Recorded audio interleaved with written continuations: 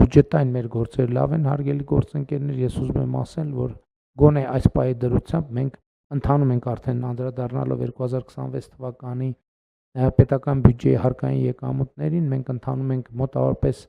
30 միլիարդ դրամի, ես մի քիչ 10 պակաս եմ ասում, որ լավ, որ տենց բացահայտեցիք, 10 պահել էի, որ ասենք ինչ որ ասենք ինչ որ մի բանի համար պետք է 40 միլիարդ դրամի երակատարման ծրագրով ենք առաջ գնում եւ մենք մեր ընկալումն այն է, որ այս մակարդակը առնվազն կպահպանվի, որովհետեւ տնտեսությունը ակտիվ է եւ ուզում եմ նաեւ կանխատեսել, որ տնտեսությունը կակտիվանա նաեւ առաջիկայում, մասնավորապես մեծ իրադարձություն եմ համարում Նիդերլանդների թագավորությունում վարդերի շուկայի հասանելիությունը հայաստանյան արտադրողների համար, որովհետև այն ծաղկի արտադրողները, որոնք հասանելիություն ունեն Նիդերլանդների թագավորության շուկային, հասանելիություն ունեն ամբողջ աշխարհին։ Մենք ընդամենը 1.5 ամիս առաջ Ֆանտան գյուղում հերթական ջերմոցի բացման արարողության ժամանակ քննարկում ենք, թե ինչ քայլեր կարող ենք ձեռնարկել, որպեսզի Նիդերլանդների վարդի շուկային հասանելիություն ունենանք, բայց ինչպես ասում են, շաբաթը ուրբաթից շուտ եկավ, հարգելի գործընկերներ, եւ մենք հիմա հասանելիություն ունենք ոչ միայն Նիդերլանդների վարդի շուկային, այլև մենք փաստացի ունենք հստակ քաղաքական հանձնառություն, որ Հայաստանի Հանրապետությունից գյուղմթերքը Եվրոպական միություն կարտահանվի առանց մաքսատուրքի եւ առաջիկայում սա կդառնա իրողություն, սա նշանակում է, որ մեր գյուղատնտեսության եկամտաբերությունը կաճի։ Իհարկե որակի որոշակի նաեւ փաթեթավորման եւ այլն նորություններ եւ նորամուծություններ կլինեն, բայց դա նաեւ կանխատեսված է մեզ համար, որովհետեւ մենք նաեւ պլանավորել ենք գյուղատնտեսական լոգիստիկ կենտրոնների ստեղծում, որտեղ նաեւ ապրանքների տեսակավորման մասին կարող է խոսք գնալ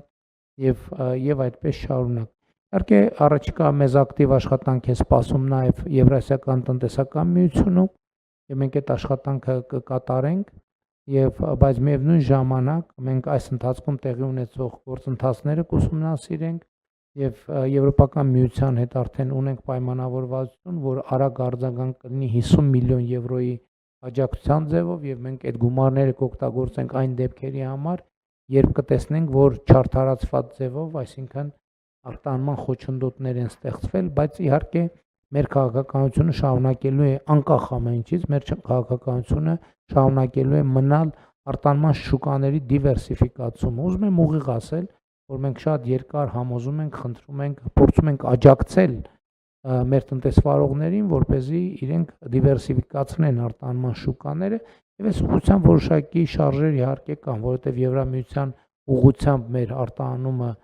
կրկնապատկվել է, Չինաստանի ուղղությամբ մեր արտահանումը կրկնապատկվել է, Հնդկաստանի ուղղությամբ մեր արտահանումը 87%-ով մոտավորապես աճել է, բայց սա էլի ուզում եմ ասել, որ շատ մեծ հնարավորություններ են Հայաստանի համար, այդ թվում գյուղատնտեսության համար, որովհետև սա մեծ հնարավորություն է գնային նոր սեգմենտ մտնելու եւ տնտեսության ավելի եկամտաբեր ճյուղ դարձնելու համար եւ մենք առաջիկայում անպայմանորեն այս ուղղությամբ կաշխատենք եւ նաեւ որպեսզի շատ չերկարացնեմ, կարևորագույն ուղղություն եմ այս առումով համարում այն, որ զբոսաշրջությունը մեր երկրում, եթե չչափազանցնենք, բում է ապրում, որովհետև երկնիշ աճեր ունենք զբոսաշրջությամբ, այս պահի դրությամբ ունենք բացարձակ ռեկորդ հունվար, մայիս ամիսների համար բոլոր ժամանակների, սա նաև մթերքի արտահանման եւ ընդհանրապես արտահանումների կոնտեքստում եմ ասել, որովհետև զբոսաշրջիկի կողմից սպառվող արտադրանքը նույնպես արտահանում է, որովհետև մեծ հաշվով տարբերություն չկա այդ ապրանքը նա սպառում է իր քաղաքացիության երկրում, թե գալիս է Հայաստանի Հանրապետությունում, կարծում եմ ընդհակառակ այստեղ սպառման հայկական հայաստանյան ապրանքի սպառումը ավելի ընդլայնվում է, որովհետև եթե այնտեղ ապրանքների հասանելիությունը հայաստանյան սահմանափակ է, այստեղ էականորեն ավելի լայն է եւ շատ ուրախ եմ, որ Հայաստանի Հանրապետությունը շարունակում է իր զարգացումը որպես զբոսաշրջային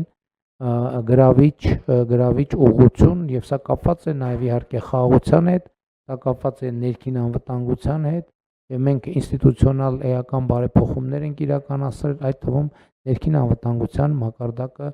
բարձրացնելու համար, բայց հարգելի գործընկերներ, հաշվի առնելով նաեւ այն փաստը, որ ենթադրում եմ, որ ձեզնից առնվազն մի մասը գիշերը չի քնել, ես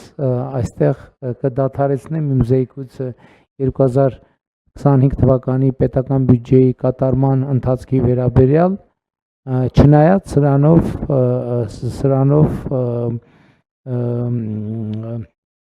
աշխատանքը չի ավարտվում, մեր նշված գործընկերների մի մասը ստիպված կլինեն մնալ եւ շարունակել այս հետաքրքիր աշխատանքը եւ ես բոլորիդ հաջողություն եմ մաղթում այս աշխատանքի առիթով եւ եւս մեկ անգամ շնորհավորում եմ Հայաստանի Հանրապետության քաղաքացիներին 2026 թվականի հունիսի 7-ի խորհրդարանական ընտրություններում տարած համոզիչ հաղթանակի առումով եւ իհարկե այս համոզիչ հաղթանակը կդառնա նոր ավելի ու ավելի համոզիչ արդյունքներ, այդ թվում քրեական օլիգարխիայի դեմ պայքարի ուղղությամբ, որը լինելու է մեր առաջնահերթություններից, հարգելի գործընկերներ, ես ուզում եմ հստակ ասել, որ այս ուղղությամբ մենք գործելու ենք առանց հետաձգումների, ընդ որում գործելու ենք մի քանի ուղղություններով,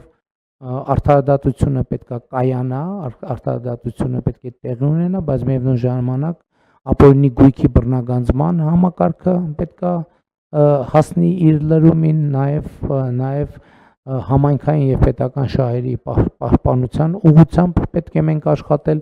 բայց ես նաև ուզում եմ ասել, որ 2018 թվականից մինչև հիմա մենք ավելի քան տարբեր եղանակներով, այդ թվում պետական բյուջեի հարկային եկամուտների անհամաչափ աճերով մենք անհամաչափ նախորդող շրջանի նկատմամբ մեզ համար համաչափ դեռ հələ մի բան էլ մենք այդ տեմպը պետք է մեծացնենք, բայց նախորդող շրջանում մենք առնվազն 8 միլիարդ դոլարի միջոցներ վերադարձրել ենք, ուղղել ենք, հանել ենք ստվերից եւ ուղղել ենք Հայաստանի Հանրապետության զարգացմանը եւ Հայաստանի Հանրապետությունը այսօր բոլորովին ուրիշ պետություն